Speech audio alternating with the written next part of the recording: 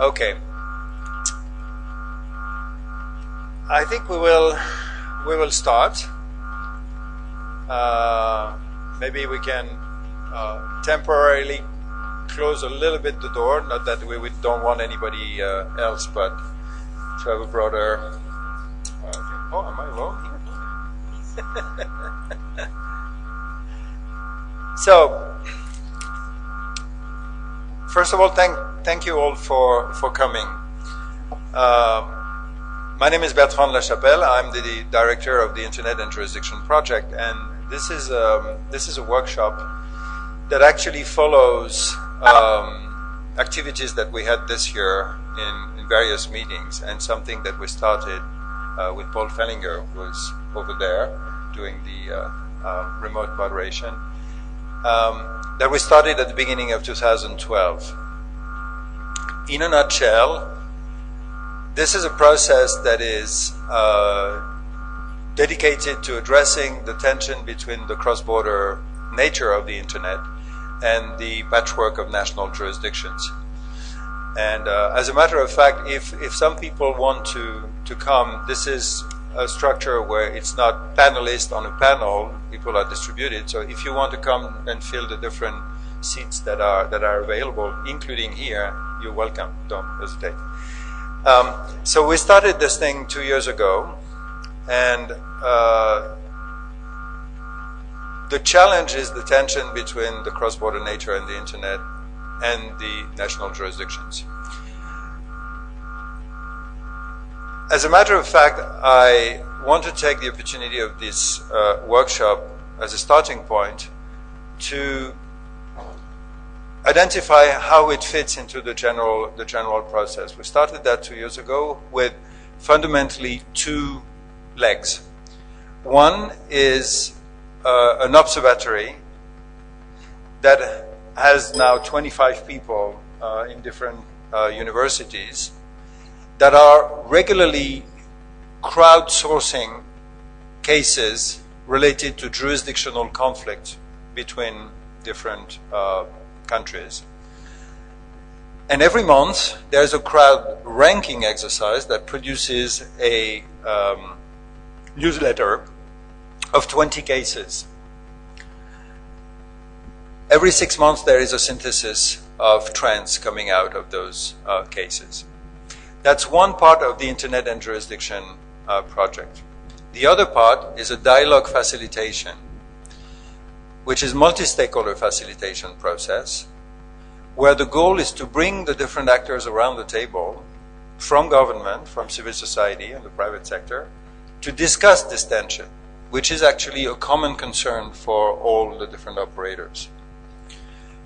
And the way to organize this dialogue is something that we've developed progressively as the time evolved, as a combination of meetings that we participate in as the two facilitators, third-party meetings that are organized. It can be local IGFs, it can be the global IGF, it can be thematic meetings of various sorts and in various places, where basically we raise awareness and give feedback on the process.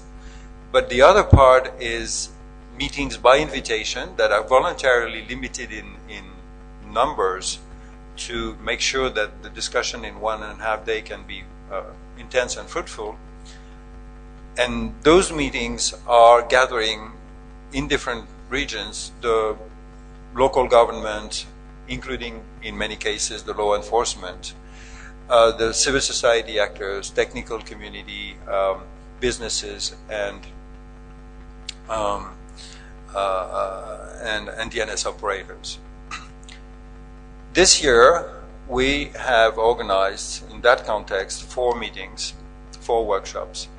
One in Brazil in May, one in Paris in July for Europe, and one in Delhi in September, and the last one in Washington in October, as a preparatory process for this meeting at the IGF in Bali. One of the big challenges that actors are confronted with is the fact that a lot of operators are acting across borders, and there is a growing challenge of what we call digital coexistence in shared online spaces of very different norms between the personal norms of individuals who are on the internet, who are in a growing number but also more and more diverse, but also the legal norms of the countries that they live in. And so what we're trying to do with the project is to facilitate a discussion about this. We don't have a particular vision or agenda of a solution to propose, but the goal is to catalyze the discussion. And the discussion has gone through various stages. The first year in 2012 was basically, what is the problem? Do we agree that there is a problem? And is there a way to frame the problem in the same manner among the different actors? And you will see on the wall a certain number of questions, like what is the geography of cyberspace? What are the transborder impacts and the exercise of sovereignty on other territory through the local operators? What are the frameworks that could be envisaged for various issues like domain seizures, content takedown, and access to user data? Those questions have emerged from the discussion in 2012. And the outcome of these discussions at the end of 2012 was basically that the different actors, without getting into too much detail, shared a very strong message, which is, we have a common problem among law enforcement, among civil society groups, among platforms and DNS operators, which is the following.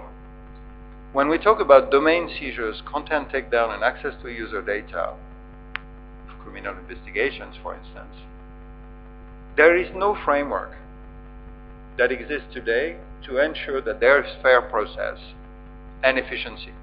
Usually it goes against one another.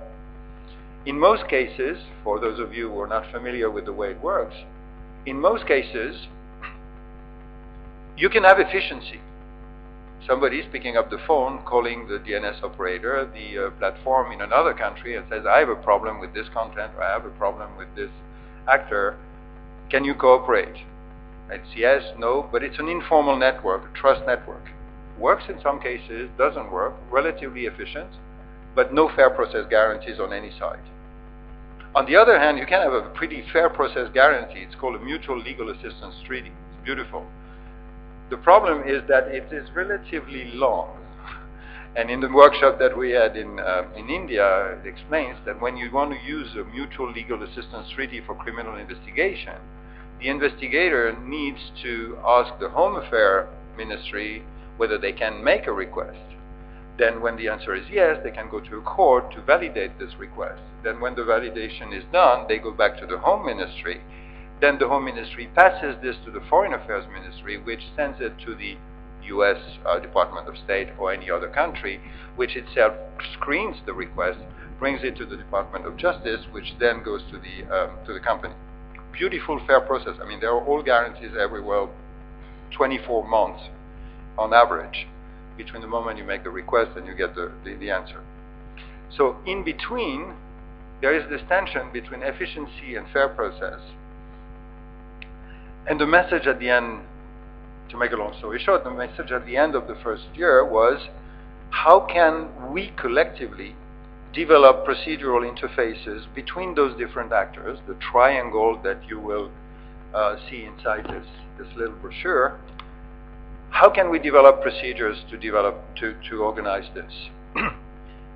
And so what we want to do today is to, first we brought a certain number of people who have participated or have followed the process during the year. And I will list them briefly, no particular order. SUNIL Abraham, who's here, is from CIS, Center for Internet and Society in India. Anki, let me point to people and introduce yourself so that we can get in the flow. Hi, I'm Akidas from Facebook. And I'm CARBLANC from OECD. Linda CORUGEDO, STENEBERG, European Commission. Okay. David Martinon, I represent the French government. Okay. Hi, Patrick Ryan with Google. Jan. Jan Malinowski from the Council of Europe. Carlos. Hi, Carlos Afonso Souza for the Rio de Janeiro Institute for Technology and Society. Henriette. ANRIETTE, ESTERHUYSEN, Association for Progressive Communication. Shimani, you can also.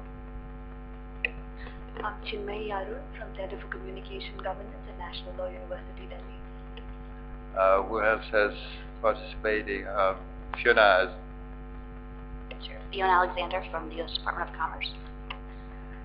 There are a few other people who are in this room who have looked at the process or either participated, and it is an open format. It's not a discussion that is presentations by the panelists. What we want to do in this workshop today is just continue the process, because it is not an event, it's an ongoing exercise. And what we want to share is the first outcome of those discussions has been to identify a certain number of components or building blocks that could help build a framework for interfacing the different actors. And although we're not in a classroom format, I would almost take a teacher position and say, could you please open your books at page 2? If you look at the brochures that you have on your page, you will see on the internal second page, on your desk, on the second page, there are 6 components that we've identified, or that the groups who have participated have identified as elements to develop a framework to move forward. And in the second part of this workshop, we will get into more details in that regard. But as a starting point, because I've already spoken too much, I'd like to ask whether people who have participated in the process, or who have observed the process, or even any other participants looking at the topic, whether they want to chime in regarding why, in their view, this issue is important. Why is it of concern? And basically, why did they participate in the exercise? Who wants to start? It's always difficult to be the first one. Jan? Yes, why not? It is important because there is a question of rule of law, of applying the laws. There are legitimate interests that have to be pursued, and there are human rights to be respected. There are tensions there that need to be resolved in practical terms in order to be able to do what society expects in this respect. There are cybercrime issues, there are civil law issues, there are a number of issues that need to have practical responses, and they have to comply with the major principles, which we can get into later on.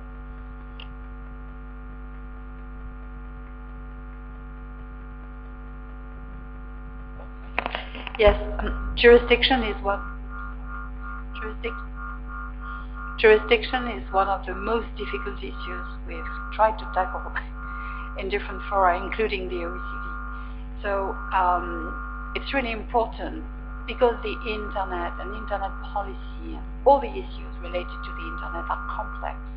It's really important to try to get the actors to discuss and to try to find practical ways, pragmatic ways to solve a number of the conflicts. And because it's transnational, it's a very interesting endeavor. It's going to be a long journey, but it's really interesting to follow that. It's some kind of soft law. It's not regulation, it's not self-regulation, it's inclusive, it's a new animal. that you are creating, but that's really an important question. APC has participated in this for two reasons, and thanks to Bertrand for including us. The first is that we have been and will continue over the last few years on electronically enabled violence against women. And this is a very tricky area. It's an emerging area of expression of violence against women. It involves various jurisdictions. It even involves different human rights and freedom of expression. And we are trying to come up with remedies that are legal and other forms of remedies that women who feel that they have been subjected to some form of electronically enabled violence can pursue. And doing this without resorting to censorship of certain types of content, which is the response in some parts of the world, is actually really complex. It also, of course, involves working with service providers as well as regulators, as well as with community groups who are trying to counteract violence against women. And in fact, we had a very interesting experience with Facebook this last year on the so-called Facebook rape issue. Then secondly, for us, I think it's a model. We're dealing with internet governance, and we're dealing with trying to come up with enhanced cooperation, more inclusive, equal ways of doing internet governance in a multi-stakeholder context. And what I really like about this project is that it's taken a relatively narrow area of governance and jurisdictional problems, and it's had a very consultative, research, evidence-based process, which is now trying to come up with concrete solutions. And actually, I think that is what enhanced cooperation should be about. It shouldn't be about very general discussions about role of government at a generic level. I think it should be based on identifying particular gaps, particular problems, and then working out how they can be filled effectively. So I think it's a really valuable model for us in the IG sector as a whole. Linda. Thank you very much, Fiona, and thank you for organizing this seminar. We have also had the benefit in Brussels of your team to clarify a little bit what the project is about, so that was very, very useful. I do agree very much with the colleague from the OECD that this is a very complex issue, for sure, but it's not the only trans-border issue where we've had to create legislation that works. I mean, banking, health, etc. are other examples where it's been done. And I don't think it's valid anymore to say that the internet is so exceptional that it can't be done. We just have to ramp up, I think, our international cooperation. But just to give you an example of how complicated this can be, for instance, the .eu domain, they are under a EU directive of the e-commerce directive, but this directive is very general. So it's actually not giving that much guidance to them. And if there is a concrete case of a takedown demand, they will also have to defer to the Belgium law because they're located in Belgium. So here you have a bit of a contradiction and something that needs to be studied. There is work going on in another Directorate General, DG Markt, so that's for the internal market, on notice and action, but we're not ready yet because this is so complex. So I'm also here very much in a listening mode to hear what's going on in other places. So thank you very much. I have Sunil next, and then Carlos. First, perhaps private sector reason for why this is important, even though I'm from civil society. Changing this is a bigger problem for certain governments, and these governments address it through preferential market access. So if you don't trust telecommunication equipment that is produced from a certain jurisdiction, then you ban it from your jurisdiction, and other governments take exactly that lead. So if access to user information is complicated, then you ask for those servers to be located within your jurisdiction so that it's subject to local regulation. And I'm not so certain preferential market access is a good thing for anybody. So that is the private sector reason. The second, as I said, in Delhi, civil society rationale is that I'm quite confused whether this is a bug or whether this is a feature, whether the lack of interoperability across jurisdictions is a good thing. And if I was a civil society activist in India working on transparency, and transparency activists are regularly killed in India, whether 2 years will give me 2 more years of life, that might be a good thing in my case. So when the private sector and the government are doing deals to increase interoperability, then I'd like to be at the table, because I wouldn't want the wrong type of interoperability. Thank you. Yeah, the tension between something that is too efficient, I don't remember who that was, but in one of the meetings, somebody said something that is absolutely efficient becomes totalitarian. So it's and I see nodding as they say. Carlos. Just 2 quick notes. First of all, to think about the situation of especially Brazil, what this type of discussion, it will be pretty much interesting for the country itself, as a single fact that you have today something around like the second or the third place in the ranking of the number of users for both Facebook and Twitter being Brazilian users. So that itself, as well, as Sunil said, I'm not with the private sector as well, but it seems like it would create an interesting for companies to take a look, especially companies that operate in a great amount of countries. So, of course, their operations in Brazil, it will be interesting to have some procedures that have been checked abroad and submitted to a large and open discussion such as this one. Definitely there will be something of value to be taken out of it. And especially for Brazil, and it's not only for Brazil but for all developing countries, we have this tradition of import models that have been applied abroad. So in this sense, it is as well something important for us to have a larger discussion on those processes, on those building blocks, on the 6 components that you mentioned here, because it will be interesting to see that discussion being led in a way in which we got the input from different stakeholders.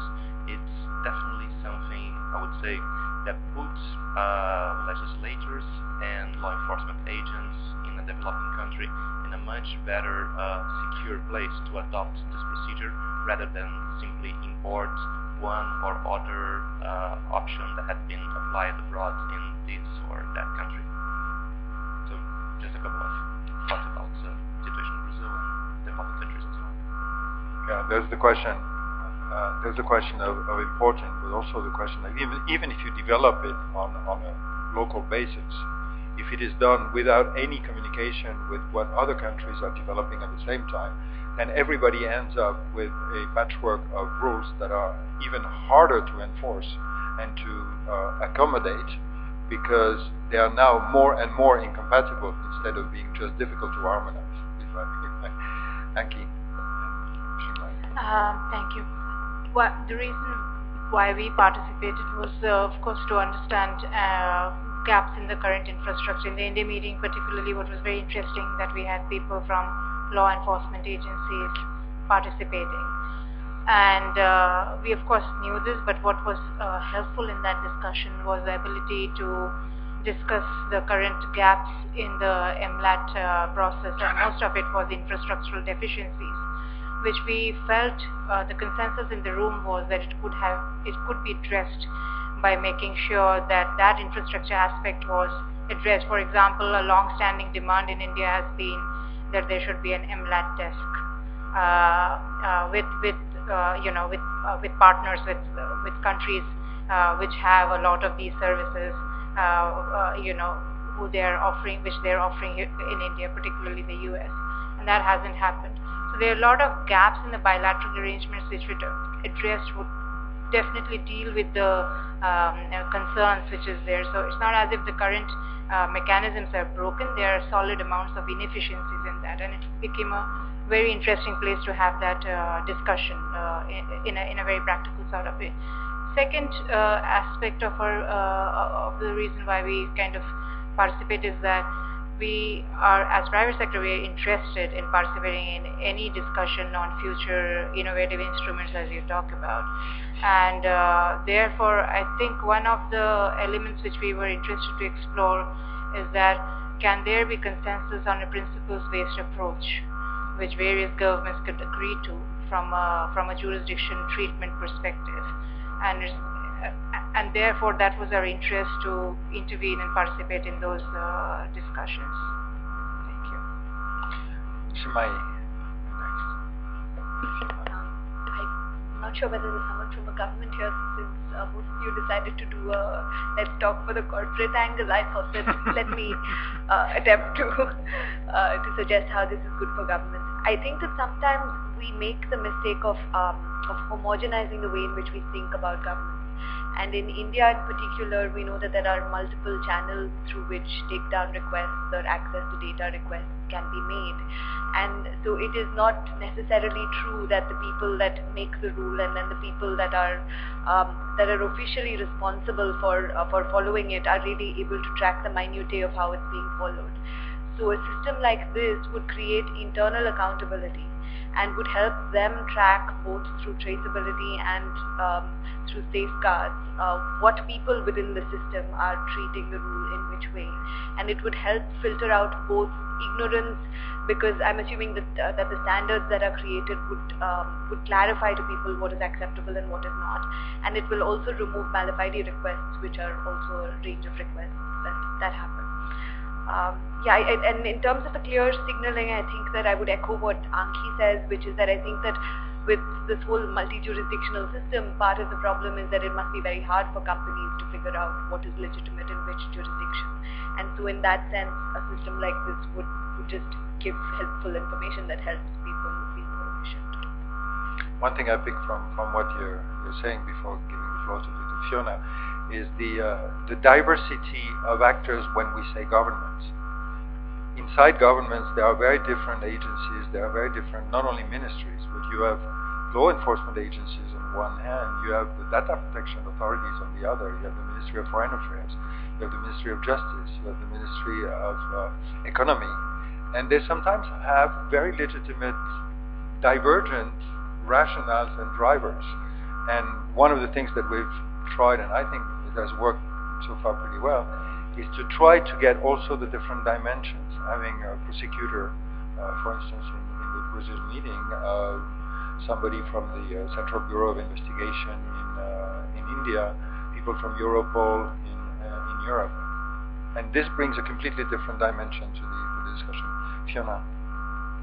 Thank you. Just maybe to echo a little bit of what Henriette said, which what I find most interesting, or one of the things I find interesting about this particular effort, is that it's so evidence-based and it lets us get at real issues. I think we've spent the last several years talking about principles and agreeing to a variety of principles in different fora, and this takes us to the next level. And a lot of credit to Bertrand and Paul for surfacing this at the IGF a few years ago, having a workshop, taking the time to go around the world and bring stakeholders together in their own countries, and then that lets you see the commonality, which you don't often get when you have much more higher level discussions. So this has really allowed for local discussions at a more detailed level to really see what the trends are across, and it really is kind of implementation of a lot of the principles, and I think a very useful next step for a lot of this. Please. Yeah, I'll open briefly a round for also other actors to chime in. Please. Vinayak from Data Security Council of India. Sorry? Vinayak from Data Security Council of India. So there are two reasons basically. One is the companies has obligations, legal obligations to local jurisdictional laws and regulations. If they go to something like crowd computing, so what will happen to their obligations to crowd computing? So for example, they have to support the law enforcement requirement for investigation purposes. So what will happen suppose their operations are being handled by crowd computing? So this is one. Another reason is we work with law enforcement agencies in India in their capacity building program, and we support in training purposes and in investigation support purposes also. And many times they struggle, both the law enforcement agencies and the judiciary also, they struggle to get resolved if the case involves jurisdictional problems. So for those 3 reasons, we participate into the discussion. Thank you very much. Are there any comments in the room? I know Henriette wants to say something. Jan, anybody else in the room wants to chime in on basically the topic and the issues, and then we'll move to the different building blocks. And Patrick.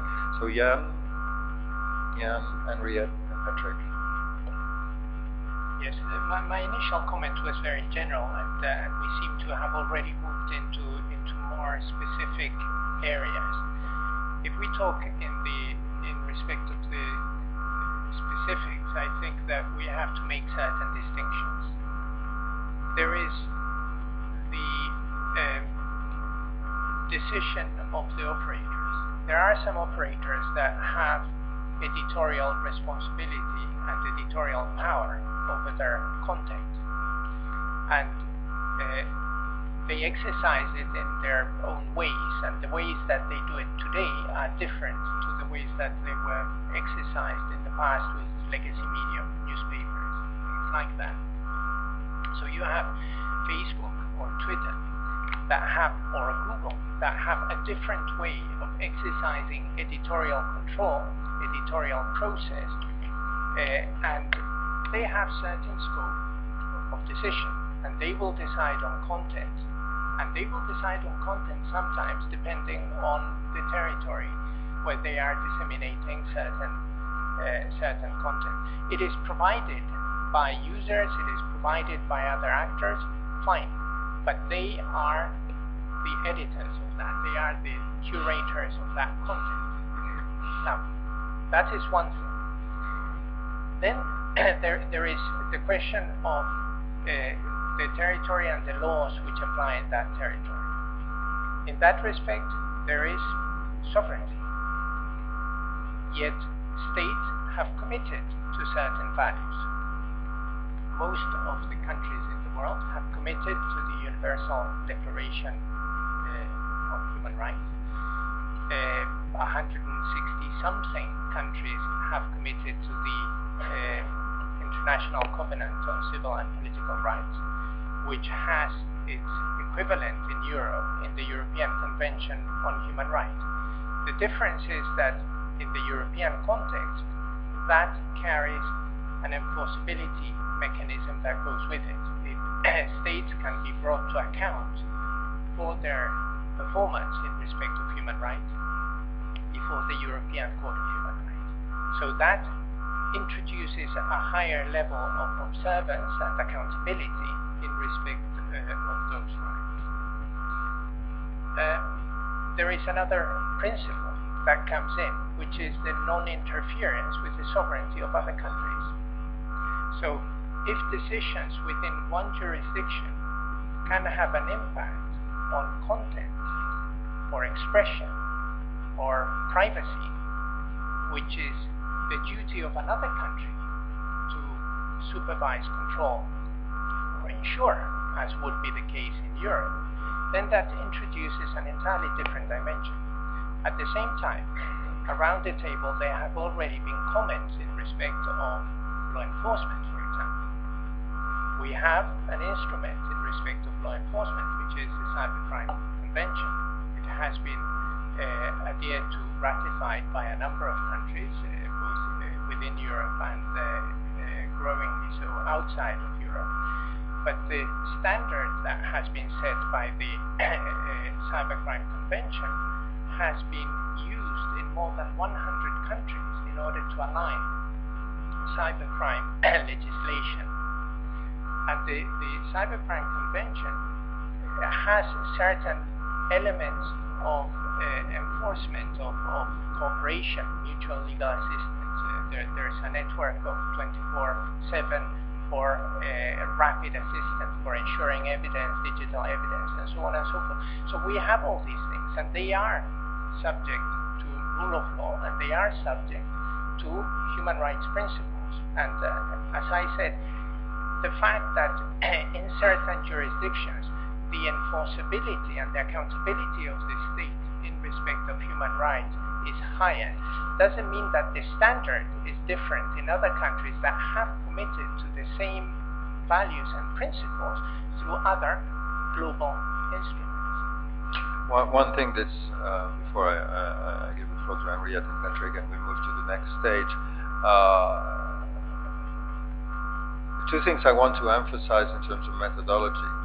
So one, everything that we're discussing within the framework of this project is not a replacement for existing modalities of interaction, either at the treaty level or at the judiciary level in each country and so on. It is a way to identify where procedures can become both efficient and accountable and fair to facilitate the treatment of a growing number of cases. So it's not a replacement, it's a complement. The second thing which is important, and I was happy to hear some of the issues, is as facilitators, we're exactly this. We're a facilitator team to help people discuss the different components that should be put in place. Henriette, you wanted to chime in on one of the content briefly, and Patrick. I actually wanted to ask some more challenging questions now. So, of you, of the project, and everyone else in the room. I mean, the first one is really, I spent years working in telecommunications policy, and we use the term harmonize. So I'll use it for want of a better word. Propose to harmonize these agreements that will emerge from this process with existing rights framework. Maybe, Jan, you were beginning to touch on that. And then secondly, how does one avoid, even with the best of intentions, an initiative like this becoming a little bit like some of the bilateral or small group country agreements we've seen in trade, in intellectual property enforcement, for example, which can become very exclusive and very limiting and difficult to penetrate and difficult to change. So how do you avoid that this method resulting in that? And then thirdly, what happens when there is no rule of law? And when the underlying legislative framework is really flawed. I'm referring here specifically to the African Union cybercrime legislation that's being developed at the moment, which really is alarming when it comes to the lack of protection for free speech. And yet that is now the legal framework that 50 countries in Africa are using for their cybercrime legislation. And it's really flawed. There's poor rule of law. What then? And then lastly, I really like the whole, your triangular diagram, states, operators, and users. But do you think, what are the challenges around really effectively operationalizing not the role of governments, but the power of users? How will users really, because it is still quite a complex framework, and I think it needs to be, because it's dealing with complex issues, as CARBLANC has said. But what does that mean for users and for users' capacity to express and maintain their rights?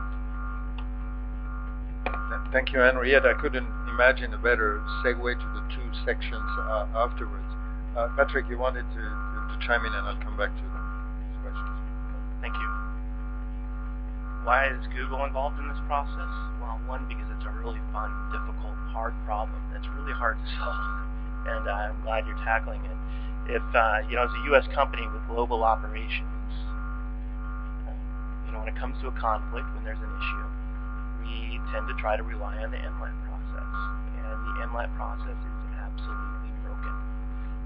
It depends on, well, first of all, no two countries have the same MLAT. The process of the way they work and are administered depends on the status of international politics as it does as much on the individuals who just happen to know the system. There are many countries, significant ones, that don't have MLATs, right? And so what happens is when there's Jan mentioned the criminal investigations, and when there's something that's hot, and everybody sort of turns to the MLAT process, and they look at this thing, and there's no clear answer, or a very frustrating long answer, and everything just sort of becomes a mess. Just imagine who's upset. Our users are upset because they believe that they want to be protected by their own government laws. civil society finds frustration and they want to get certainty on certain human rights issues and they're just not clear. And then the governments are very upset, and a lot of them are very upset with the U.S. position on a lot of these things, because it comes back to a very unilateral, many ways a unilateral approach that isn't unique to just the United States. Many countries do that, but it's certainly there. So please do harmonize this, Bertrand. I'm disappointed that you're not creating a replacement system, because we need you to. Zahid, you wanted to say something. Thank you, Bertrand. I think Zahid Jamil for the transcript. I think it's a good idea. We've heard about the Council of Convention, or the Budapest Convention, which I think is more global than just European. It's been adopted across. It's not a regional one. And I think that, you know, when you look at a convention like that, and let me first explain why I'm sort of going to talk about it a bit. We have a lot of countries basically saying, I don't have a problem in my jurisdiction, which is cross-border, and I don't know how to solve it. And maybe the answer is, I need to go to an international forum and to be upset about it. That's one way to do it. But then you ask yourself, well, are you creating the problem yourself by not joining these structures that exist? They're faster than the MLAT structure, which is definitely a broken contract. I absolutely agree with you. And so you have a convention which has a 24/7 network. You have an MLAT provision which is faster. It has preservation, real-time collection, etc. A lot of different things that are in that convention. And the point is that it lays down principles. It is not giving you details in that convention, for instance, about how you would apply it. So there's room there that needs clarification, especially for developing countries. If I sign on to this convention, what does it mean for me in detail? It is a convention which has trans-border access provisions as well, which is exactly what developing countries want, because they want the data from say Google, Yahoo, or Facebook. But they want to do it through a framework, and they don't want, the providers don't want to cooperate unless they have a framework in which they can feel secure cooperating. And then it has a very important aspect. Anriette just mentioned this issue of human rights. Article 15 of the convention deals with safeguards. It mentions the international covenant of civil political rights and the UN Declaration of Human Rights, but it doesn't mean, you can't by reading that article know, what does that mean? Does it mean, is it a warrant process? Do we have judicial oversight or administrative oversight? What exactly does that mean? So while we have these principles enshrined in the treaty, and I think it's a good thing it's at principle level, your project can help try to build consensus around what do these things in detail mean, and so create more efficiency, more understanding, maybe more harmonization. So yeah, I don't know about necessarily replacing, but I think it's a good second, best at replacing in a sense, and facilitate this, because at the end of the day, I think for businesses and users, what you want is certainty, and you get that through what you're trying to do next, or at least predictability. David, and briefly, and we'll move to the next phase because time is unfortunately very fast. Go ahead. So briefly, why we like and why we support the project is that it aims at concluding, as opposed to ongoing and everlasting process. It aims at concluding by making proposals, and that's what we like. Our concern is that we need law to be enforced, protected, and I may not say that the MLAT system is broken, but I would say that it's not efficient enough, it's not fast enough, and it's not comprehensive. So our concern. Okay. But beyond that, we speak the same language. Okay. We could hire you. I'm not sure. Okay, so can you cut that from the transcript? So the thing is our question is, how do we make it work? Because law enforcement agencies are under huge pressure. They need results. They need to catch the bad guys who run fast, and that's why we need to have a comprehensive system of MLATs, and why we need to have them not rely entirely on trust and international friendship. And I say that because at the Paris meeting, maybe it's not my duty to say that, but somebody from Europol came up with some fantastic idea, and I think that's the kind of idea that you should explore more. But maybe you didn't present. As a matter of fact, the interesting thing, and people who participated in the India meeting can also testify in that regard.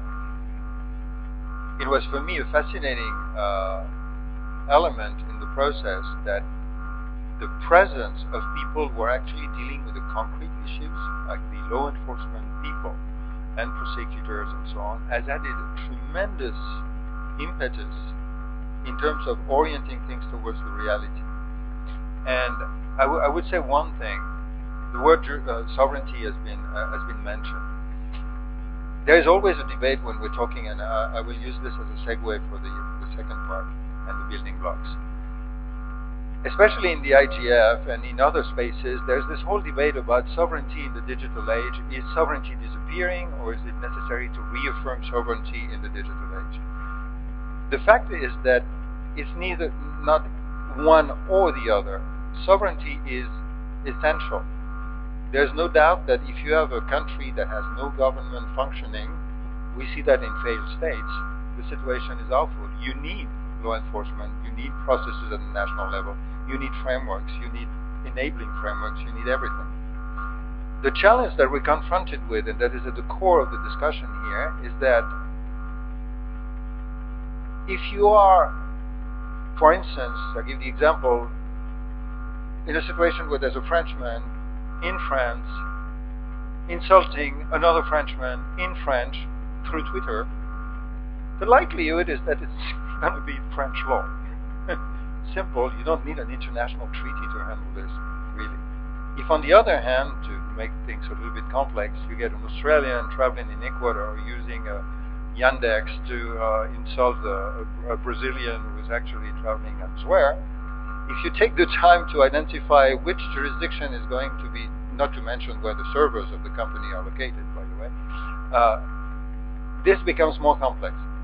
And it becomes more complex because, to become serious again, the traditional way of saying there should be a rule for attributing jurisdiction, and a simple rule that would be working in all cases, you get two tensions. You get one who says the rule of the person who is actually using the internet should be the rule of jurisdiction, which basically means that anything that is published in one country should be respecting 190 laws regarding publication. And the reverse can lead to certain extremes, where if it is the law of the country of incorporation of the company, it is an extraterritorial extension of the sovereignty of that company, of that country, on the citizens in other territories. So there are many cases where, because it is shared spaces, it is not about deciding whether it's the sovereignty of A or the sovereignty of B. It's how do you combine those sovereignties, which is something that is extremely difficult to do in the traditional intergovernmental space, because the traditional intergovernmental relationship is based on you don't mingle in my affairs and I won't mingle in yours, which is completely different from how do we work together to handle issues in shared spaces. So this as a transition to highlight that the idea of developing a framework, of having actors discuss those procedures, led to 6 components, building blocks if you want. And I would like to take a few minutes to just briefly describe those 6 components. Again, to put that in context, what we're dealing with here is situations where there are requests for domain seizures, content takedown, or access to user data across borders. The topic is not to deal with relationship between the national authorities and the national operators. It may apply, but that's not the purpose, because this is supposed to be covered by the national legislation, whatever. So the 6 building blocks are the following. One is authentication. There's a law enforcement that is making a request, for instance, or any other actor. A platform or an operator of DNS received this request. How do you know that it is indeed the law enforcement agency of digital that is making this request, and not somebody who's pretending to be that? How do you know that the person who is making the request has the right hierarchical level to make that type of request? how do you know that the request has actually been made following the actual law existing in that given country? That's one, authentication. It's a form of naming and addressing, and one of the typical cases is people are using in law enforcement sometimes email addresses that are Gmail or Yahoo accounts. Okay, so how you make sure that this is the right interlocutor on the other side? Second thing is transmission. As we said earlier, requests are being transmitted today either informally through phone calls and trust networks, without fair process, sometimes efficiently, or through a very lengthy fair process or at least documented process, but it can go through the diplomatic pouch in an airplane, actually going physically from one Ministry of Foreign Affairs to another. In between, there are many ways to transmit this information from the requester to the recipient. It can go, first of all, with should there be or could there be an agreed format for making those requests, like the equivalent of tags or fields or things that describe the sender, the type of the request, the nature of the base law, and so on, so that there's an agreed protocol to understand what the request is. And second, what is the routing mechanism? There are many options, and at this moment there is no, we haven't gone in the process at the level of detail of picking one option versus others. But for instance, you can go from one extreme centralization that would be a global international portal for putting all those requests to the completely decentralized system that would combine what some actors like Facebook or other platforms already have, like their own portal for interaction with governments, to intermediaries that goes through Europol or any others, third-party systems. You can have very different modalities, but what is the mechanism that routes the request? Knowing that, to be frank, we're touching upon something that is extremely sensitive, and we shouldn't shy away from recognizing that this is sensitive. It is not the tradition, nor the existing legal framework, to enable the law enforcement or any actor in one country to directly interact with an actor in another country. It is supposed to go through an appropriate intergovernmental layer. And if we want to explore, for matters of efficiency, a direct relationship, this goes to a lot of fair process validation components which we have to discuss. So routing and transmission is second. Third one, we labeled, after the discussions, under the term traceability. Traceability covers a certain number of things. How do you produce transparency reports that are accurate?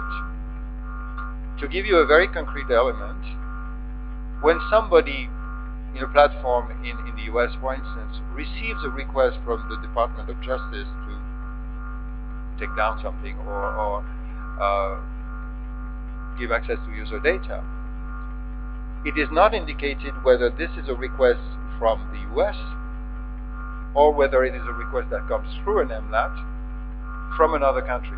So if you get a transparency report, you have a certain level of requests that come from the US, but actually a certain number of them are coming from another country. Regarding transparency report producing, are these numbers produced only by one actor? So is it only by the platforms that report how many requests they receive?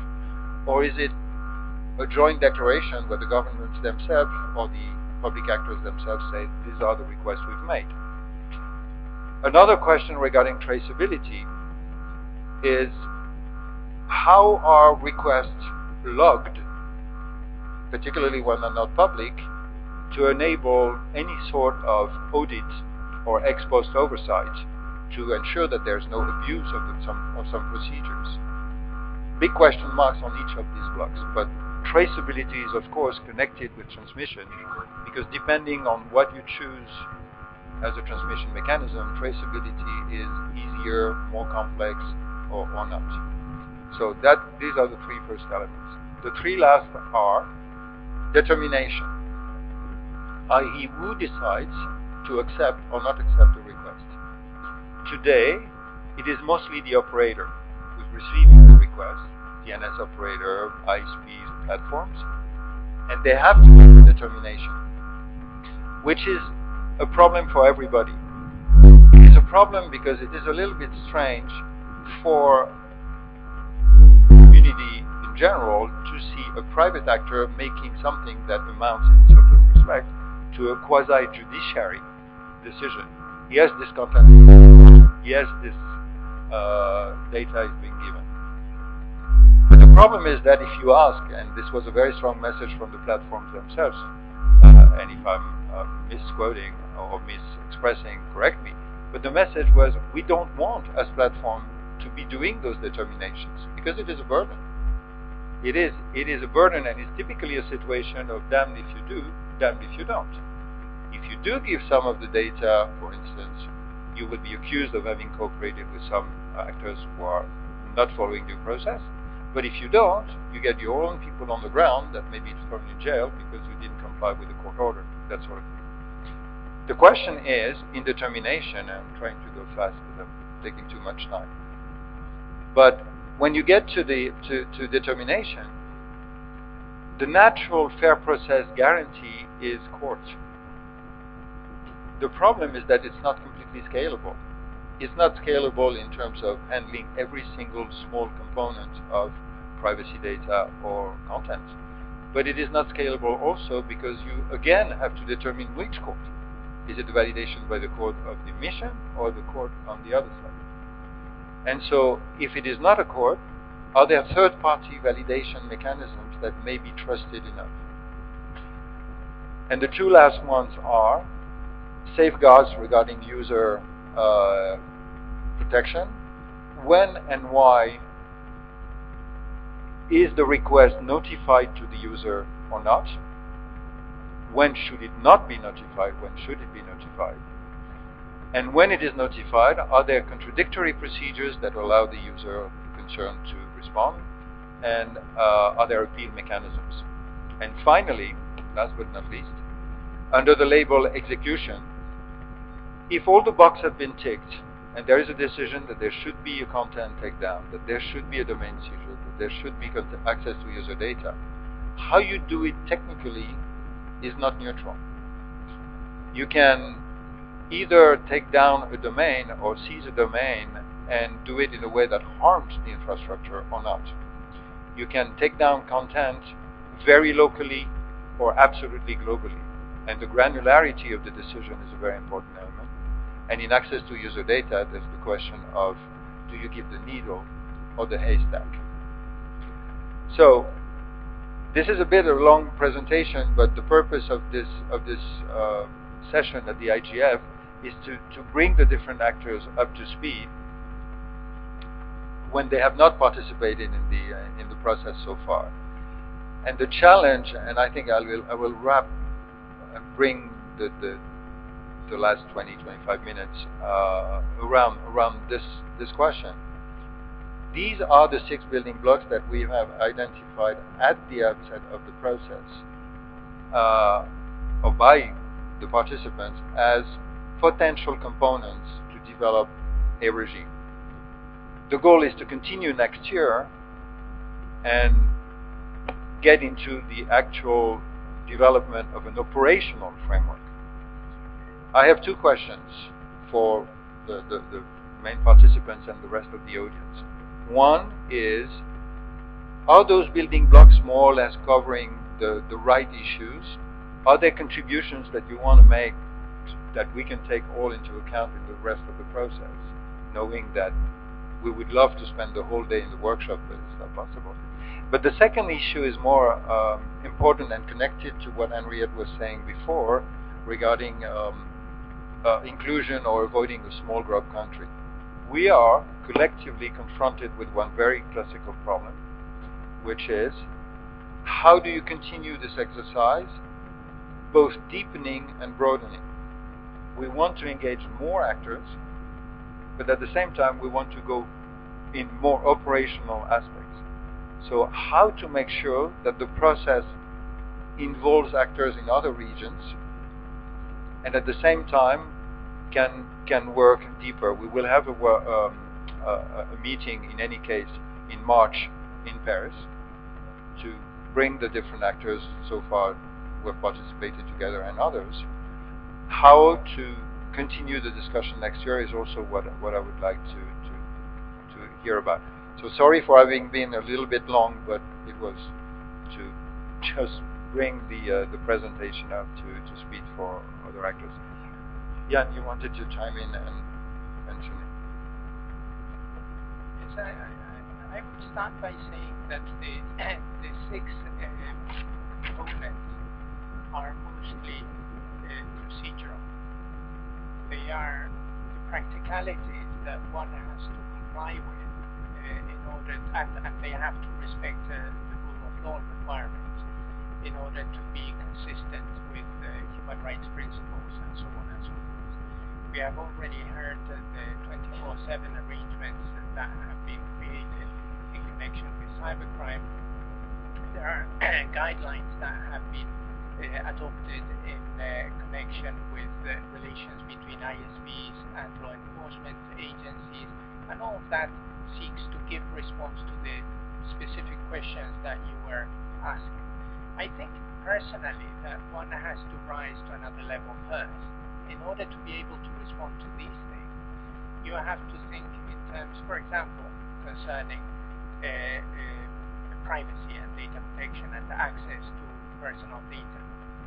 You have to have a human rights compliance system, and that requires, to start with, take account of international law. You have in international law, in the ICCPR, you have Convention 108, you have Article 8 of the European Convention on Human Rights, and so on. There are a number of things that stem from that. There should be no access, there should be no surveillance without a law that specifically provides for it. The law has to be clear enough to make the provisions and the application of the law perfectly foreseeable. Someone has to be able to say, to me this will apply in this particular way. That is a clear law. There can be no general surveillance. There can be no a priori general data retention. There has to be strict case-by-case decision in respect of access, and it should have a judicial component to it. It doesn't mean that there has to be a judge, but it has to be, it concerns fundamental rights, and fundamental rights cannot be put aside by decision of someone. It has to be by decision of an authority that has been entrusted with judicial functions. So we know that in that context there are different types of panels and bodies that have a judicial role, even without being. Sorry to interrupt you, but how would that incorporate, for instance, the use or not use of alternative dispute resolution mechanisms, panels that would be ad hoc built for a case-by-case analysis or permanently based? I don't know. Should it necessarily use existing judicial adjudication mechanisms, or is there a room for new mechanisms? There is certainly room for developing that. We are talking about something that can involve a significant amount of numbers that would simply drown the legal system that we know that we have today. So one has to think differently. But that has been accepted. There are cases where the human rights case law accepts that non-judges who have been attributed judicial functions do perform those functions in compliance with human rights. But there needs to be an agreement that these are the appropriately trusted actors to make a determination or so. Yes. Patrick, you want to chime in on this one? Because I think there are other elements that require to be complied with in order to give a system that but if I'm understanding correctly, this is these are the components that have been listed in the work of the Council of Europe regarding what is necessary, right? What would be the document of the Council of Europe that would embody those different criteria? There isn't a single document. There are a number of different documents that respond to that, that interpret human rights in the online environment. They respond to specific issues in particular contexts. But I think that the framework exists. One simply has to read it and understand it, and that the practical arrangements need to be developed further in order to ensure that we do it the right way, that we do it while respecting human rights requirements, and at the same time that we do it efficiently in this new environment that requires the speed and the responsiveness that the traditional systems do not necessarily have. But I think that we have advanced a fair amount on those fronts. Okay. I have Bertrand, and Anriette. Excellent. Yeah. I so I was Michael. Thank you, Michael Yakushov, PR Center, Moscow, Russia. I will be very brief, and I would say that the answer to your first question is yes. So it's acceptable to continue with these 6 components. They're good, and of course it's possible to go deeper and to discuss each of them separately, but I think it's not an appropriate place to do so. But as for what to do next, I would say that talking about jurisdiction, we will inevitably touch the governments, their law, legal framework, etc. So my question is not maybe the answer, but my question to you as the project, whether it's a high time now to start talking about not only soft law, which would just solve some issues that we raised, but also to go to the hard law, like international convention, that would solve part of these issues based, for example, on these 6 components. There when Internet appeared and the issues that we are now talking about appeared, it gave a new dimension to the international regulation. The way that previously it was only one territorial dimension when we talked about the jurisdiction and sovereignty. Now we have other types of dimensions of the regulations like human rights, and of course Internet is kind of a new dimension here, and I think it should be regulated not only on the level of national governments and national legislations, but also on the higher level of international law. So my proposal would be to be prepared to move further, and not only limiting ourselves to the soft law as the Council of Europe, for example, does, but also to think about how it could be described in the terms of international legal tool. Thank you. Thank you. I will continue, but it turns out that it's appropriate to keep your question, and if the different interventions afterwards want to also say whether they think it's the right approach or not, it would be great. I had Linda. Thank you, Bertrand. Well, for the components, I think they are good. They need to be put some meat on the bones, yes, for sure. But the skeleton is okay. Yeah, exactly. They're good, and that leads me to one of the comments that Henrietta made, and that is that I do agree that users' rights need to be substantially improved. That's part of the safeguards issue, so that we need to keep in mind. But this is complex, and just to mention then that equally troubling for us is that it's extremely difficult for providers to give their customers accurate and adequate notice on the conditions under which their data might be accessed by law enforcement. So this is, further complicating matters. I would also like to mention something that has so far not been mentioned, and that's cloud computing. Because if cloud is to realize its full potential, we need significant law reform efforts in order to provide consistency and predictability to foster the confidence in this inevitable extension of the technology for data storage and access. we have made a first attempt to deal with this, a first policy response, and that's our communication on unleashing the potential of cloud computing in Europe. And here we actually underline the problems of jurisdiction and applicable law in areas such as model contract terms and conditions and data protection, of course. And the solutions need to encompass far-reaching international dialogue with third countries. We are already working with the US and Japan on coordinating legal and technical issues related to the future of cloud computing, so we have already started this process. Thank you. Cloud is definitely a word that is taken into account. Malcolm? Thank you, Bertrand. Malcolm Khatri from the London Internet Exchange, and may I say that I think this process is an excellent process. It's been a really good discussion. But I think that at the heart of this, there is a fundamental lack of clarity about what we're talking about here, that, at least on my part, when we're talking about what kind of process we're talking about, when we're talking about a fair process.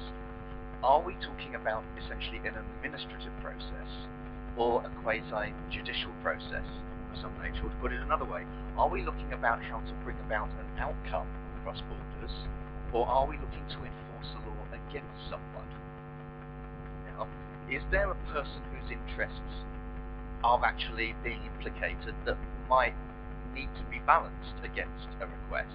Now, if we're talking about disclosing that person's data, do they have a privacy interest that might be a qualified right to not disclose it? They might have abrogated that right through their actions, but nonetheless it is there and it needs to be determined whether or not. Similarly, if it's material that's been published and somebody's saying, take it down, this is wrong, do they have a right to say, well, no, I want this up and it's right that it should stay up?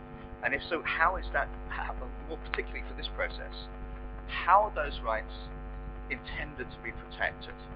Are they intended to be protected by the national sovereign mechanisms of the entity making the request?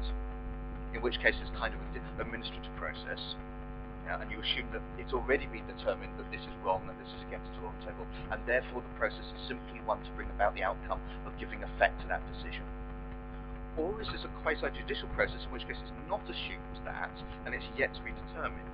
And I'm not clear from this what's being mentioned, because a lot of the language in this section, talking about particularly the emphasis on the credentials of the person making the request, the idea of compliance with the request at the determination stage, and the language of that, tends to suggest that it's actually merely an administrative process, that this is actually just about bringing about an outcome. Okay. But on the other hand, the language of fair process in the very title suggests to me that actually what we're talking about... Does the part that deals with safeguards and notification and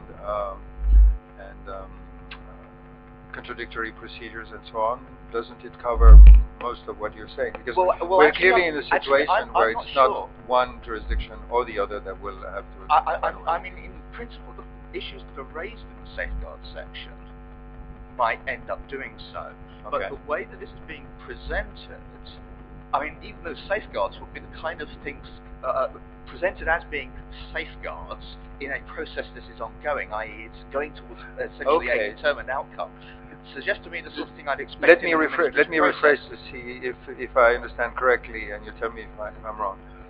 If we call it safeguards, it means that it seems to be an afterthought, like there are things that prevent this thing from going in the wrong direction. Whereas what you meaning, and I think goes in what Henriette is saying, and Linda also before, is that it's an integral part of the process to have those steps in, as opposed to be something that prevents it from going in the wrong direction. I would actually go even further than that.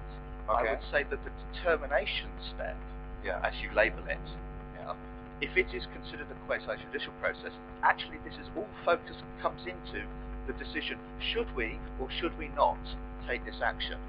Whereas everything else about the way that this has been written is suggestive that the action is being sought, and maybe there may be reasons, the safeguards may be reasons when, in exceptional cases, that is to be avoided. Okay, so but actually, the idea that there's a neutral thing, that it might very well, in one case, be yes, the action should be taken, and in other cases, no, it shouldn't, with no sense of predisposition in the process itself, if we're going to have a quasi-judicial process, it needs to look like that. If it's administrative, that's not appropriate. Okay, let me shorten this, but I want to just jump on this 1 second, and we'll move. What you're describing is actually making me think. Sorry for thinking out of on the fly. In the 6 blocks, there's actually a chain whereby authentication is the initiation, execution is the end of the chain, and you have in the middle 2 connected boxes that are somehow like this. One is transmission and traceability together, and the other one is determination and safeguards as the procedure, whether it is quasi-judiciary, administrative, and so on. Just as a suggestion, we'll test that further in the discussion, but thanks for the contribution. I want to move, because we're nearing the end, and let me ask all the different next speakers that we go through the list to give an indication in their comments whether they are interested, willing to participate in the meetings that we will organize next year. So I have in my list, I have, sorry, I don't remember your name. You were next on the list. Then I have, yes, then I have SUNIL, Henriette, Patrick, Zahid, Carlos, David, and the gentleman over there, and CARBLANC. So, and we have 3 minutes, as usual. So we will expand just a little bit if you are not bored yet. Please, I had. Hello, Louise Bennett from the BCS. I think there's an element that's perhaps missing from this. I realize it's meant to be about human rights mainly and personal data and so on, but I think there's also an important element in a lot of this of consumer rights between countries, and I think that is a big concern of many users. They're frightened of doing commerce across borders because they don't know whose jurisdiction they're in, and so I think you need to bring in an element here of consumer rights as well as fundamental human rights. Thank you. The next was Celia. If this was a process led by Andriette and Carlos and Chinmay and myself, we wouldn't call it domain seizures, content takedown, and access to information. We'd call it global, transnational censorship.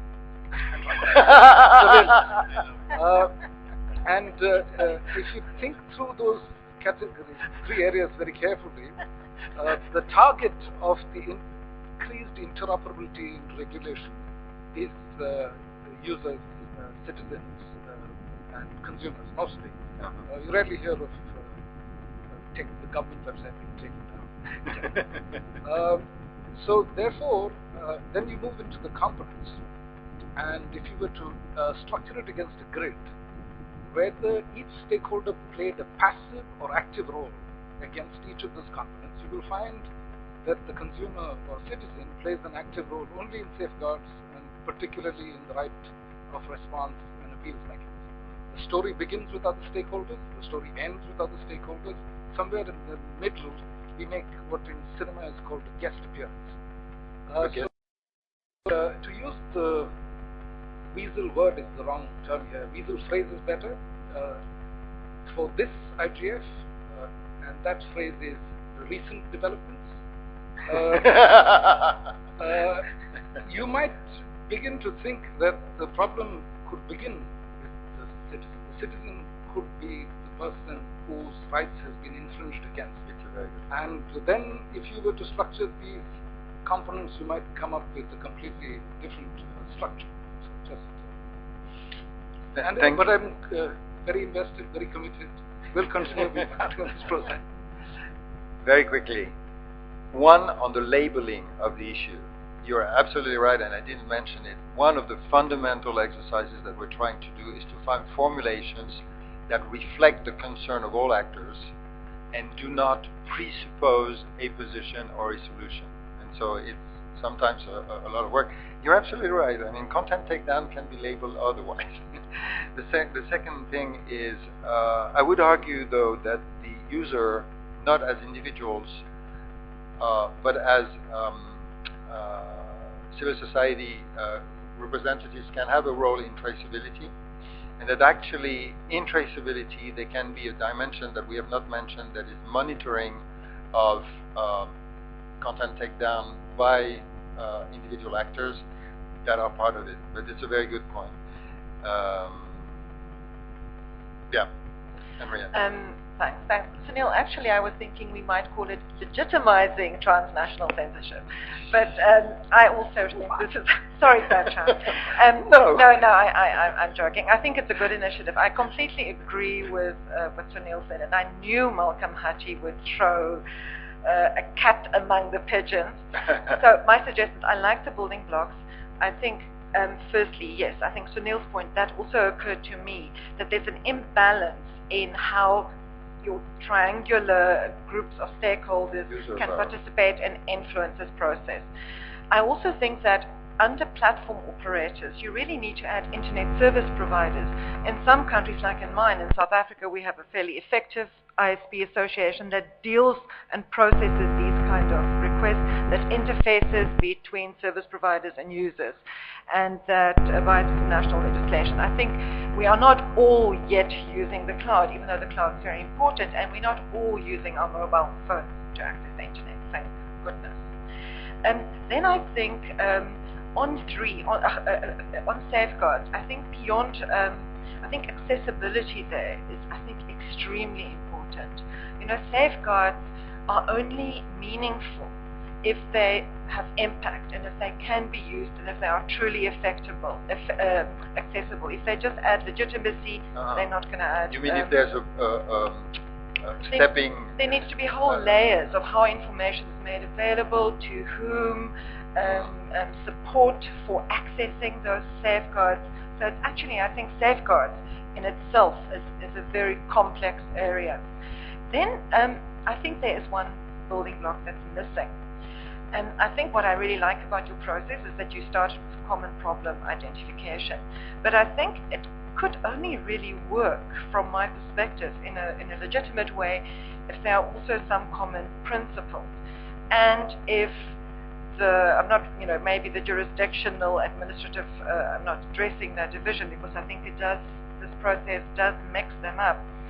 But you need compliance with existing legal frameworks and existing human rights standards. And so maybe a seventh building block, which could be principles, very specific principles related to the specific problem that you are addressing, takedown requests, and for example, and that these principles reflect both consumer law issues as well as human rights law principles. And I'll use it as an example, one of the recent developments. Not the very recent development, because that's ICANN Brazil. The recent development, which is the mass surveillance exposure. There's actually a set of principles that's been developed by some of the civil society groups in this room, called necessary and proportionate, which are principles that we feel should be applied to surveillance. And a lot of governments that we've talked to actually like those principles. I can respond directly to this. So I this. think that could be having such a set of principles agreed for every time you apply this model could make it more transparent. It could add more of a political statement to it, and I think would give it much more legitimacy. I fully agree, and as a matter of fact, I was talking with Brett Solomon yesterday on the necessary and proportionate, and we were actually mapping almost each of the 13 principles that they have developed with one of the different building blocks. So the articulation is not the seventh building block.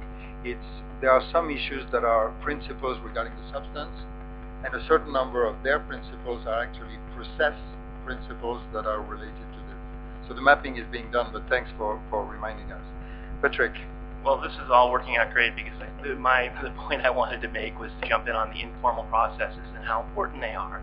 As a recovering lawyer, I know from personal experience that we are sort of like hammers and like to see every problem as a nail. Sunil mentioned at the beginning whether or not this whole thing was a feature or a bug. I think it's a bug. It's both a feature and a bug to most lawyers, and we need to keep that in mind. These are backstops. All of these jurisdictional issues and these processes are really backstops. We need to solve the problems to the extent we can through informal processes, through principles, and the extent that we can merge these two. I would argue, Bertrand, it's worth a seventh principle. It's worth considering and building into the plan. Okay. I would probably make it an overarching block, which is a connector with the exercises that are underway. Because no. On the contrary, it's so much a good number that we have a logo that is an heptagon. So thank you. We were missing the 7-1. Okay, so good. That's the result of the type of process. If there's support for considering that a 7th is interfacing with the principal thing, it's perfect. I'd say then. Thank you. I think I got 3-4 points. So much is being discussed. One, I would encourage you and caution you to stay away from the International Convention Treaty. Do we need another one going that way? Not because it may not be a question that people should ask or should not ask. I don't want to get into that. Shouldn't be the starting point. Well, you get pulled into a whole lot of politics, and so it might sabotage the process. So I want to caution you there, number one. Number two, I think the principles idea is a good one. And mapping with the best actors in the world, which country has a judicial oversight over intelligence? Maybe that's a good principle to start with. We'll see how many stand up to that. One, recent events included. The other is, I think these sort of issues tend to attract the most difficult issues first. So everybody wants to tackle the most difficult issue. And I think when you were discussing the principles, maybe start with what are the common grounds. I think that in this area, you will find that there's already cooperation between ISPs and people across the board, because there are those things they agree with. When they see a phishing website, they know what's happening there. Absolutely. So start with the common grounds and then work your way towards the problematic areas. The other thing was, a point was made by Mark, I think, is it judicial, quasi-judicial, is it administrative? I actually like what you're doing because it seems to me to be forum neutral. If I'm in a developing country developing legislation, I can use this. If I'm doing an administrative process within a corporation, I can use this. And I think those principles applying to everything would be a better way. That will help in both, because eventually, if someone's going to have a dispute, you are going to end up at a court, or at least a quasi-court, right? You cannot, and keep in mind, you cannot arbitrate criminal law. You can do it for civil, but you cannot do it for criminal. So it's going to be part of the process. So you're setting up a model, and I look at it as a model, not much more. One last, and so we have to be sensitive to courts, and we don't want to take that jurisdiction away. It'll never work in developing countries if you try to do that. And so, where do we get the precedents from? I think, if you want to build examples of cases, they could be expert advice, which could be shared within countries before judges, etc. They could be called precedents if you want them, or expert advice. It's something that people would love to read. If it's well written and it makes sense in the scenario or a case study, it could be used. I think me, for instance, I'd be happy to take it to our judges and say, well, this is not a binding precedent, but this is an example of how a conclusion may be reached. The other is when you're talking about warrants, I want to be a little more specific. On safeguards, let's be a little more specific. Drafting legislation in my country, the law enforcement didn't want the right of search and seizure to be limited by a warrant. They said, whenever we think there's due cause, we should be able to go in. But there was a fight on saying, well, no, you should have a warrant. And what should the criteria for each warrant be? For a criteria for arrest would be different. A criteria for search and seizure would be different. A criteria for a preservation order might be different. A criteria for production or real-time interception would be different. So thinking of how you elevate through the process, depending on what the request is, may also be useful. But definitely supportive, and it's a great model that you're trying to work on. Thanks. Thank you. Carlos, yes. Good. Of course, I was thinking that I had not paid attention to that enough. From Faisal Hassan, ISOC delegate from Bangladesh, Dhaka. I'm reading out his comments right now. He says, thank you for organizing this excellent panel. He finds this very important. The question is, when we talk about fair process on cross-border spaces, is it quite appropriate to think of the process framework of platforms first? Platforms have become so dominating in the internet these days that it is sometimes irrelevant to talk about the fair process from the other actors which without ensuring that the platforms have a transparent, fair process that considers cultural diversity and norms of different countries. Have we made any progress in that since last year? End of question. Thank you. I think, in a nutshell, without opening this question, it is part of the discussion of moving precisely the determination outside of the platform, instead of asking basically the platform to become a quasi-judiciary. And when I see nodding from the platform, I think we're heading in the right direction. You need to go. So, Anne, if you want to make a brief intervention, and I will come back to the list. Well, thank you very much for organizing this discussion. Just to say that the OECD Secretariat is supportive, and the building blocks, I think, are a very good starting point, and that if you could consider at some point coming to our members during one of our meetings to explain what you do, I think we can usefully relate it to other parts of our work. Do you cover the travel expenses? It's in Paris? Yes, I know. I need the reimbursement of 2 metro tickets. I could even invite you on my own money, okay? We'll do that with pleasure. Thank you. We're opening crowdfunding, as you see. I'm going back to the list. At Carlos, David, the gentleman over there, Fiona, Marlia, and Anna's gone. And we will close, because we're already there. So, on my side, very, very quickly. I was about to talk about the necessary and proportionate. So I think that's one. Access was in the workshop in Washington, by the way. That's great. And one thing that is interesting here is for us to think about what's the best way to have this whole idea of procedural principles inserted into the framework that you guys are trying to come up here. And the way I was thinking about it before Henriette's intervention was this idea that you have very substantive, high-level principles, and then you have a bunch of examples for that, like the Internet Rights and Principles Dynamic Coalition, the 10 principles from the CGI-BR, and a number of other initiatives that end up crafting those declarations of substantive principles. And on the other side, you have the components. But it will be interesting to have something that would connect those substantive high-level principles with the components. So that's where the procedural principles come up. Yes. And if you take a look at necessary and proportionate, we have a great number of principles that definitely could be applied to that, such as like legality, necessity, adequacy, due process, transparency, public oversight. So maybe that would be a good idea for the next year of the International Jurisdiction Project to try to come up with how's the best way to fit this discussion in the framework. Is already a very good start, but how could we connect that? Because that could be something that could be attacked on that could be something that could be highlighted as something that is missing in the structure, which is those connecting principles. Yeah. That would be my major comment, and of course the ITS is pretty much interesting to continue the debate. David. Thank you. One, we need the project to succeed. Two, as Jan said, conventions already exist, so we don't have to reinvent the wheel. We shouldn't lose time and energy on that. Three, it's not my idea, but I like it, and I mentioned it before. I think what we are looking for now is a kind of international body that could be responsible for those 6 components that I fully agree with.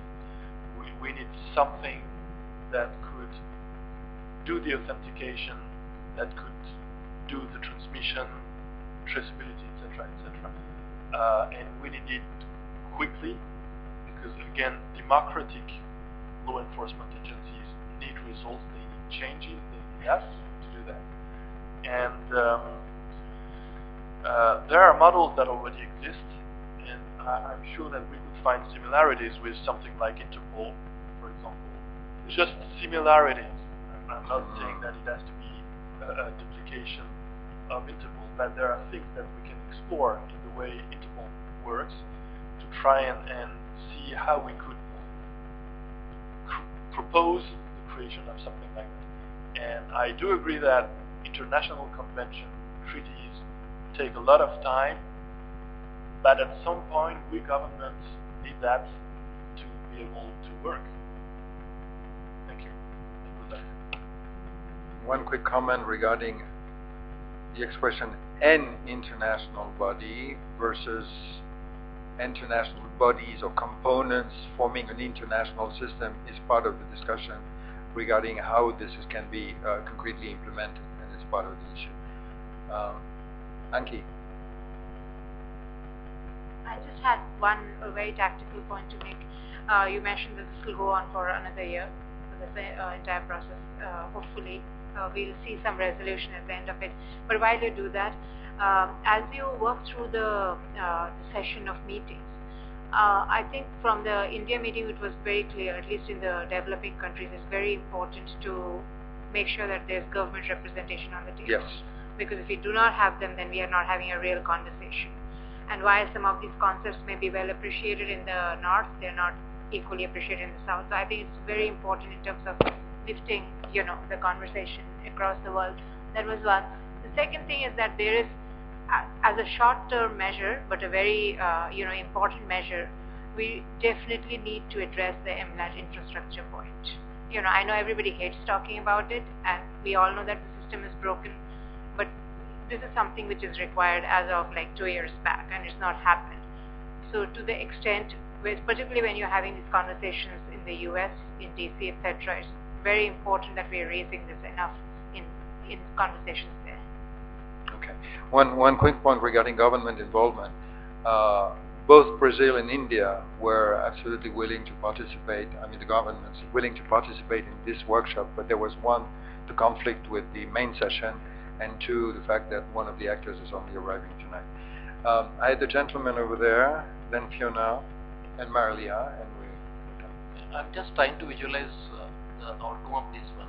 Would it be kind of new convention that we are talking about, or we are talking about process design in each of this part, or technical implementation for this implementation? I'm more keen on technical implementation because all these parts you are saying here are looking very close to technical implementation part.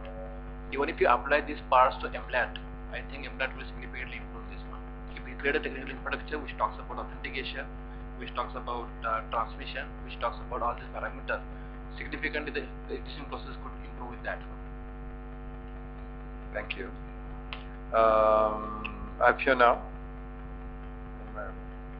Sure. I just actually have a question that I hadn't really thought about until Malcolm's really interesting intervention, as always. And listening to the discussion, there's a lot of discussion about law enforcement and MLATs and governments and conventions and things like that.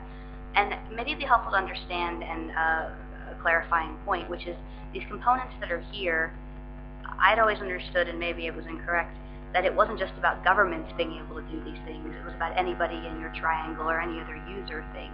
So if you're looking at users being able to start this process, assuming authentication is the first part of the process, I just find us talking a lot about MLATs and law enforcement and governments. And is that the intent of the exercise, or is it really to talk about how do all stakeholders do whatever this process or procedure may eventually come about, or multiple ones? That would be helpful for me to understand. And it was actually Malcolm's question that made me start to think about it. The question of whether in the process the initiation is exclusively public authorities or also users and so on is an element of the expansion of the system versus where we start from. There is a clear issue regarding the relationship between governmental authorities and platforms in another country, and making sure that the users are protected in this interaction. Actually, the same building blocks apply pretty nicely to user requests in the future as well. I just wonder, it's always the case after the fact that people think of these things, but does the use of the word jurisdiction in people's mind automatically bring about the rule of law in governments? Just like internet governance led to that as well, and I don't think that was the intent at the outset. I mean, just something to think about. Okay, thank you. Marilia, Malcolm, you wanted to? Yeah, I'm not sure I necessarily feel that the building blocks do apply equally in both cases. Maybe not. It was maybe a quick... If this is an administrative process, the decision that execution is going to be needed and there will be safeguards against abuse of process, but the idea that this should happen has already been taken, then the credentialing and the authentication side is crucial, because you can't let anyone do that. You've got to ensure that the decision has indeed been taken by whatever the process is designed to ensure that that decision is executed, and a fair procedure for carrying it out occurs, if that's what this is about. But if this is about a process for deciding whether or not something should happen, then indeed it potentially could be opened up very much. You can look at it, you've got a complainant. That complainant might be a government, it might be a law enforcement agency, it might be a private individual or a company complaining about their rights. I think I will have to interrupt this exchange because purely of time. It's an absolutely fundamental question, and I retract what I was saying. I'm not sure that it applies exactly in the same way.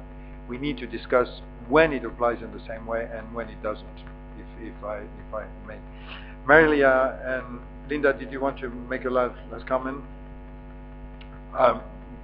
Thank you anyway for all of those who are waiting until now.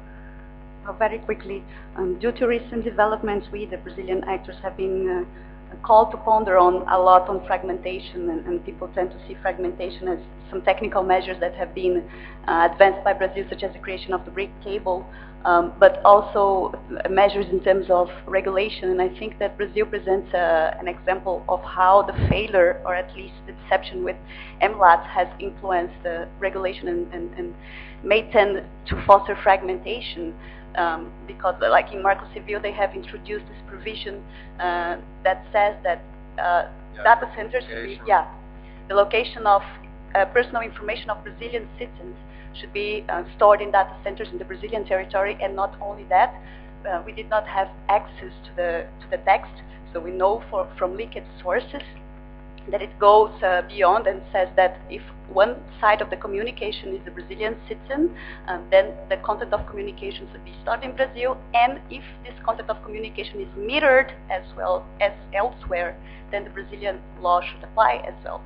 And I think that this is a trend that not only Brazil but other countries tend to follow as well after the recent developments. So one thing that I would like to suggest, I don't know if the purpose of the internet jurisdiction is more academic or it's more politically oriented, and if it is politically oriented as well, I think that in the next meeting we should make an effort to bring in governments and try to see how we can influence these measures that they are going to adopt.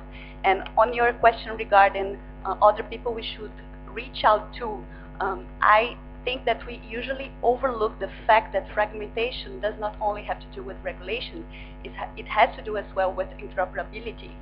And some people that I usually miss in this kind of debate are people that work with standards and that work with code, and how we could establish a dialogue with them. So if I would search for a priority for a group to reach out to, it would be on the technical community. Thank you. Two closing words, because we've already over time.